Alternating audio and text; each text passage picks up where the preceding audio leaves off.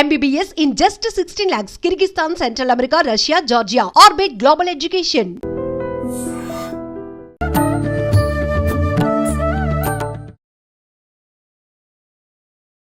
నమస్కారం, welcome to I dream. ధర్మ మార్గం విత్ విజిత కార్యక్రమానికి స్వాగతం.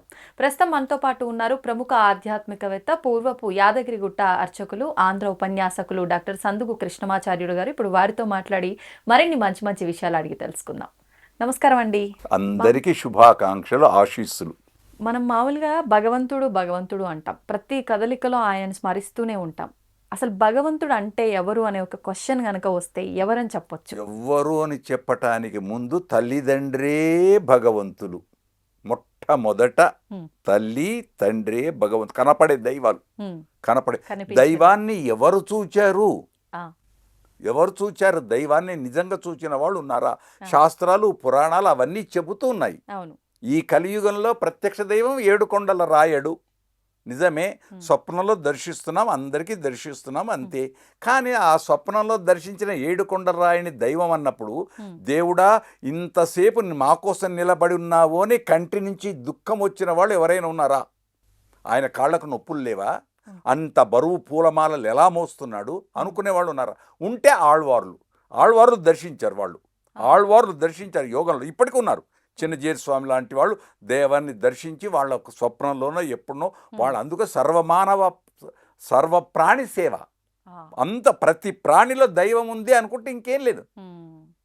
దైవం మానుష రూపేణ ఒక్కటి. రెండవది దీనిలోని దైవం ఉందా అని. రాముడే దైవమే. ఇన్ని మత్స్య కూర్మ వరాహ నారసింహ అవతారాలు ఎత్తిన తర్వాత రామావతారం వచ్చేసి తానంతా మనిషిగా నడిచిన తర్వాత కూడా ప్రజలు మారలే. కృష్ణావతారం వచ్చేసి భగవద్గీత చెప్పినా ప్రజలు మారలే. అక్కడ వైకుంఠానికి పోయిన తర్వాత భగవంతుడు హాయిగా ఆ శయ్య మీద పడుకొని శేషశైల తల్పం పైన పడుకున్న తర్వాత బాధపడుతూ ఉంటే పైనుంచి చూచి శేషుడు గొడుగుగా ఉండి చూచి, స్వామి ఎందుకు బాధపడుతున్నావు ఇంకా అంటే, ఇంకా ప్రజలు మానవులు మారరా అని బాధపడుతున్నప్పుడు అప్పుడు ఆదిశేషుడు ఒక మాట అడిగాడు, స్వామి నువ్వు ఇన్ని అవతారాలు ఎత్తావు కదా, అది మనకెక్కడ దొరకదు, ఒక కథ చెప్తున్నావు. అప్పుడు అడిగితే ఆదిశేషుడు ఏమన్నాడు వెంటనే, స్వామి మీరు పవర్ ఆఫ్ పట్ట నాకు ఇవ్వండి, నేను పోయి మారుస్తా అన్నాడు. ఆ పవర్ ఆఫ్ పట్టనే భగవత్ రామానుజుడు ఆదిశేష అవతారంగా వచ్చి సర్వమానికి మంత్ర ఉపదేశం చేసి జగదాచార్యులైనారు.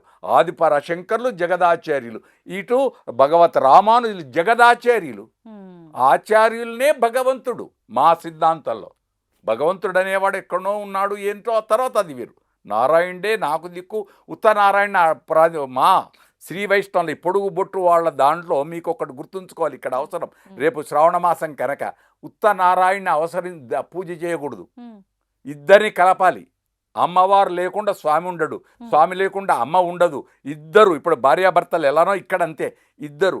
అందుకోసం ఉదాహరణకు ఒక్క రావణుడు సీతనే కోరాడు, ఏమయ్యాడు? వంశమే నాశనం. శూర్పణఖ రాముణ్ణే కోయింది, చుప్పనాతే అయింది, ముక్కులు చెవులు. కాబట్టి మనకు అవన్నీ అవసరం లేదు. కథలు పురాణాలు అన్నీ విందాం. కాకుంటే ఒకటి ఇక్కడ తల్లిదండ్రిని పూజిస్తే చాలు ఆ భగవంతుడుగా. దీనికి ఉదాహరణ కూడా నేను చెప్పడం కాదు, మహాభారతంలో ధర్మవ్యాధోపాఖ్యానం ఉంది.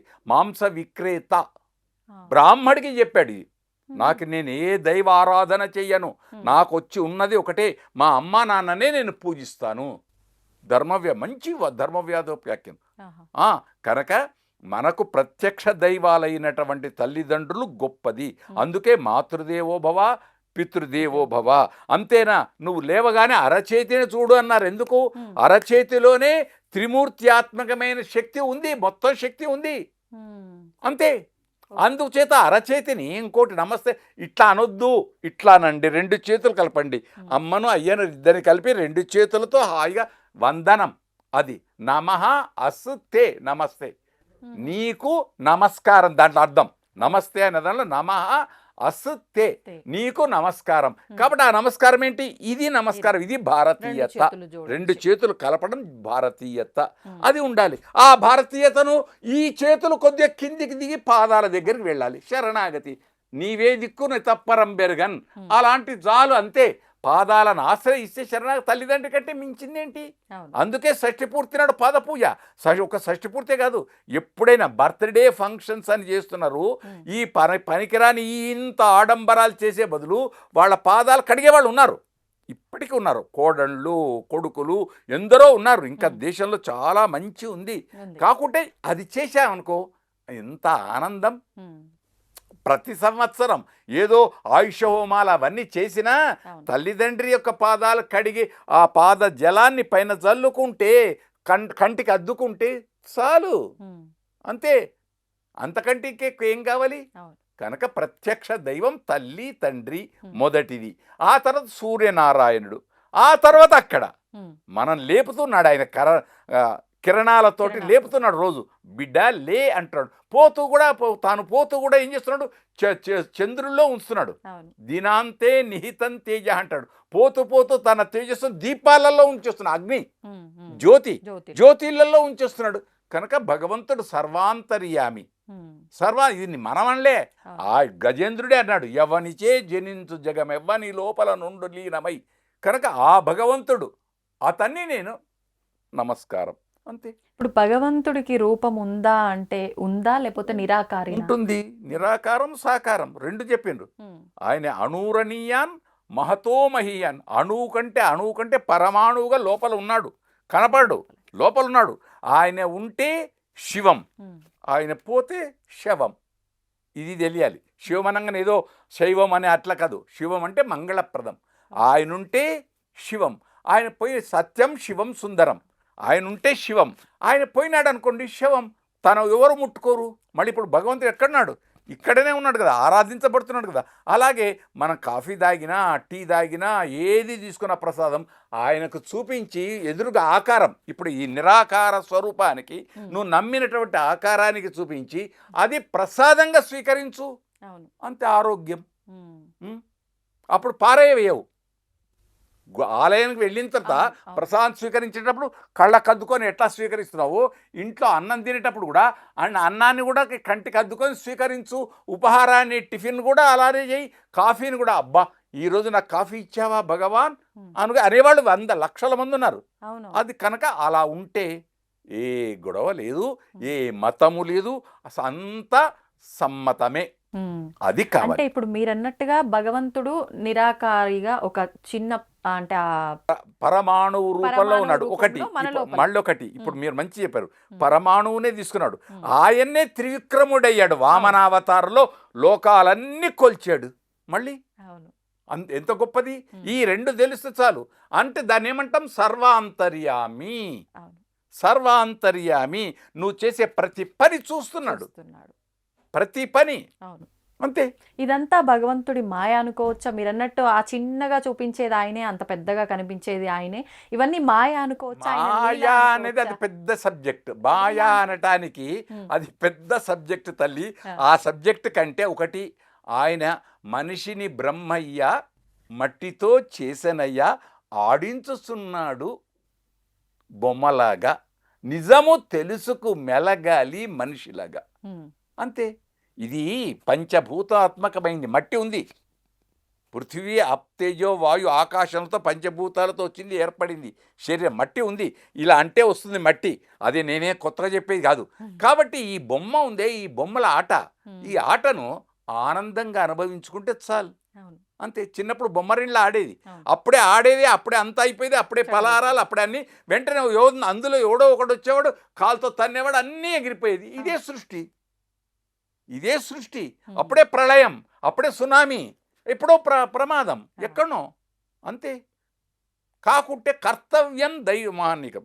కర్తవ్యం, దేవుడికి ఏ సమయంలో ఏం చెయ్యాలో అది చెయ్యి. అర్ఘ్యం ప్రాద్యం ఇవన్నీ ఇచ్చేది ఏదైతే పూజలు ఉన్నాయో ఆ సమయంలో నువ్వు దేవుడి దైవ ఆరాధన చెయ్యి. అదే తండ్రి దగ్గర చెయ్యి.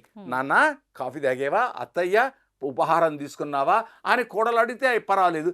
కోడలు అడగలేదు, అత్తయ్యని అమ్మ స్వీకరించు, ఈరోజు ప్రసాదంగా స్వీకరించు అని చెప్పేస్తే అయిపోయాయి. ఇది పరంపరాగతమైన ధర్మం. ఈ ధర్మం 3 పావులు 6 కాయలుగా ఆనందంగా వర్ధిల్లుగాక అందరూ. కాబట్టి దైవం ఉన్నాడు, మనల్ని ఆడిస్తున్నాడు, అంతే.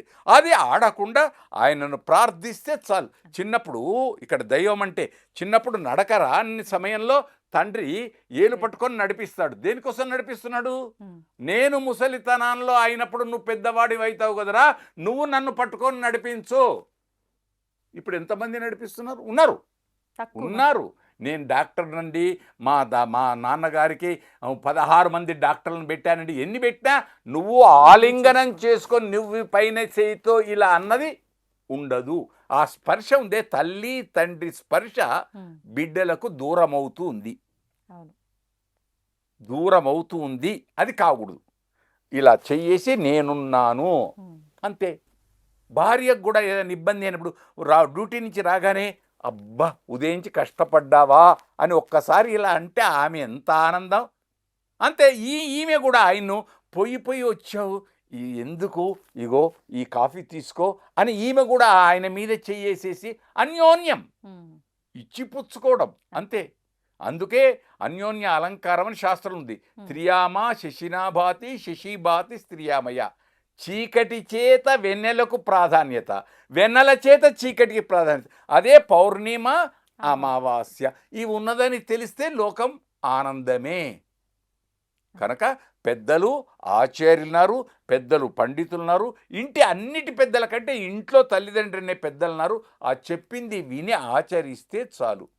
అది అందుకే యద్యాచరతి శ్రేష్ఠ అన్నాడు గీతాచార్యుడు కృష్ణ భగవానుడు. ఎవరెవరు ఏది ఆచరిస్తున్నారో అది శ్రేష్టమైంది. ఆ ఆచారం కాదు అని అనకు, కోపానికి రాకు.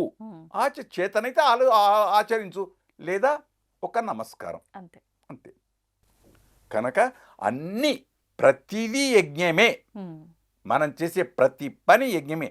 ఎందుకంటే తలంబ్రాలు పోసేటప్పుడు 4వ పర్యానికి యజ్ఞోమేక మహాసమృజ్యతాం, అక్కడ యజ్ఞ శబ్దం ఎందుకు వాడాడు అంటే ప్రతి పని యజ్ఞం, ప్రతిదీ యజ్ఞమే. అందుకే అన్నన్న పరిచక్రీధ, అన్నాన్ని పారవేయకరా, వదిలిపెట్టకరా. ఎందుకన్నాడు? అన్నం తినేది కూడా ఒక యజ్ఞం లోపల.